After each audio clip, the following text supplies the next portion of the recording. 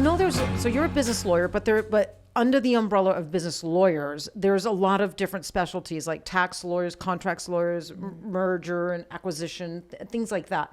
Right. So do you have what's your specialty? Do you have a couple specialty, like plastic surgeons, right? Like you don't want to pick a plastic surgeon maybe that does everything. Right. You want your nose, eyes, boobs, butts, and maybe they'll do it all at once. Or maybe they'll do it all at once and give you a discounted rate. But so I was wondering, is it the same thing with an attorney? Like, I know you're a business lawyer, but in that umbrella, do you have your specialties? Right. There's definitely different. So as you know, there's criminal law, family law, estate planning, business. And there are a lot of attorneys who will dabble also in business while they're doing all those other things. Okay. To me, business is broad enough that dabbling in any of those other things that are not related to business freaks me out. Within business, to answer your question, you're right. There's contract lawyers, M&A, mergers and acquisitions, buying and selling of businesses, basically. Intellectual property lawyers, which patent attorneys and trademark attorneys are all often not the same thing because you have to take a different patent bar. There's bankruptcy attorneys, tax lawyers. We are pretty general business. So we do M&A work. We do trademark work. We eat, sleep, and breathe contracts. Right. We don't litigate, which is key because in our opinion, transactional attorneys like us who are contracts and not going to court have a different mindset and a different way to approach things than the people who do go to court. Oh, that's interesting. And the person, it's a different personality. It's a very different Are they thing. more aggressive? They're more, not across the board. I'm painting with very broad brushes here, but it's just a different where it's, quite frankly, litigators make money on people fighting. Yeah. Okay. So our approach is we are preventive. So we're the personal trainer that keeps you in shape.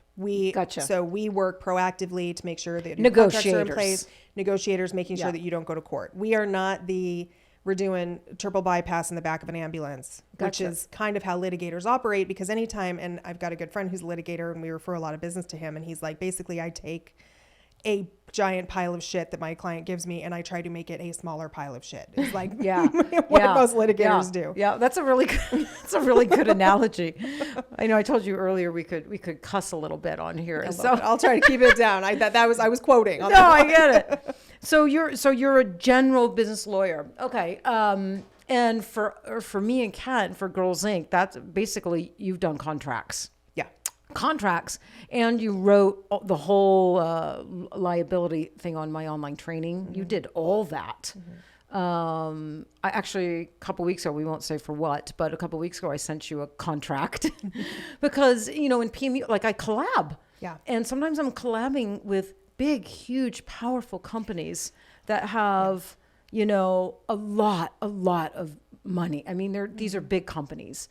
And what I have found is, and thank God for you, because you redlined a lot of stuff. And redlining, for anybody who doesn't know, so I got this particular contract on a collab that I'm doing. And it's long and lengthy, and I'm not a lawyer, so a lot of it is like Greek, yep. And so I send it to you. And you redline, you put everything in red that sticks out to you as something that is not in my best interest.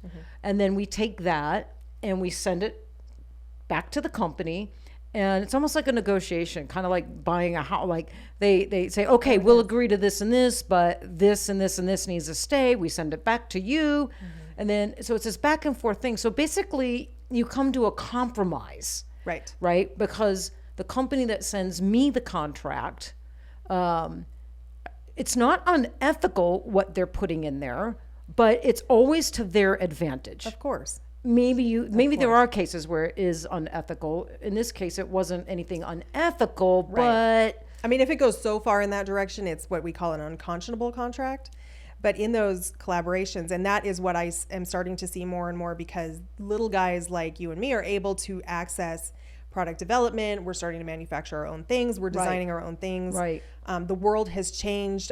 Things like 3D printers, those types of things have made it more accessible for the average regular bear person to become, to kind of get in the mix with the manufacturers. But then you have these big boys out there that are operating, and they have entire legal departments, and so oftentimes when I see those contracts, like the first thing I look at is the intellectual property. Right. Because normally it's your creativity and they're executing. Right. That's 9 times out of 10 how those collaborations work in a situation like for you Yeah. and your audience. Yeah. It's like, I'm the idea person and they're going to make it happen. Right. But oftentimes those contracts say that your ideas then belong to them, Belong to them. Yeah. which is obviously the first thing I Right, look for right. and the first thing you have to be really careful of. Yeah.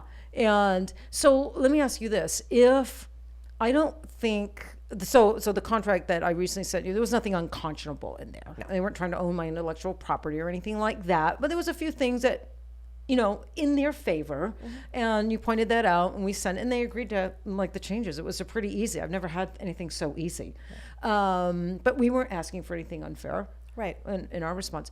But if I sent it to you and you did see something in there that was unconscionable, am I saying that right? Mm-hmm. Unconscionable. Okay. Unconscionable, yeah. I'm not going to say it a third time. We'll I just wanted to say the word authenticator. I couldn't say Google authenticator for the longest time. But so would you recommend, look, this is unconscionable. This is unethical. I wouldn't even do business with this person if they're trying to like slip this by you. Is it that? That's usually not my first reaction. Okay. My first reaction would be, Teryn, there's some shady stuff in this contract that we need to push back on. Okay. And then oftentimes if it's really bad, I will just, instead of sending the contract back through you, I will ask to be introduced to their legal department so that we can talk. Gotcha. Okay. And be like, you are not screwing my client over this way. Right. And half the time in those big companies, the attorneys don't even know what's in their own contracts. They just use these templates over and over again. Right. And it's not until they like stand their ground on something and are like, we're not changing it, that I think is unconscionable, that I will tell you don't move forward. with I'm going this. to try to give the other side the benefit of the doubt. And you're a badass, I can tell. And for people listening, this is the first time I've met you in person. I know. It's I crazy. mean, we've talked on the phone, we've emailed, you've done a lot of stuff for us. I mean, we liked you right away. Okay. We just knew you were our lawyer for a lot of things going forward.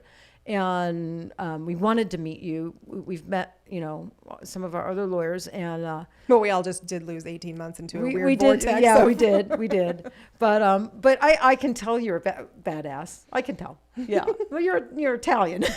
Well, that helps. I got a couple of Italian friends, and they're both badasses. So yeah, I guess that does help.